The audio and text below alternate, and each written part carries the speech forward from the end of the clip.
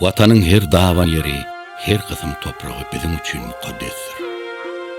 Türkmenin dövletlilik yörelesi kitabında merdana, batır, gayratlı hem edelli Türkmen serkerdesi Sultan Celaleddin bilen bağlı bir rivayet getiripdim.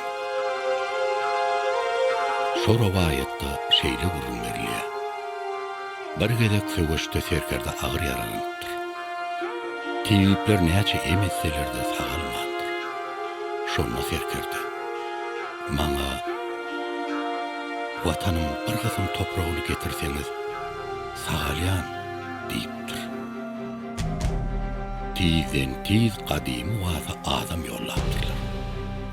Atlynyň giden ýerine garap Celaleddin umytly garaşyp ýatypdyr. Umytda hem uly güýç bar. Ahyrda atly bir dugun çekdi wasyň topragyny we amy derýan bir jürdök suwuny alyp gelipdir. Serkerdäniň şähti açylypdyr. We tizden sagalyp aýak üstüne galypdyr.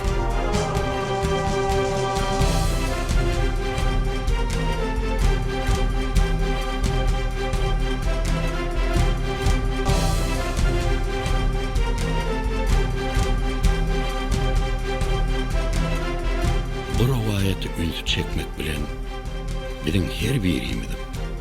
Şol sanyna ýaşlarmydyň, yürekleriň ediz watanymyz, mehriban halkymyz bilen birdigini nagtamak isleýärin. Türkmenistanyň prezidenti Gurbanuly Berdimuhammedow.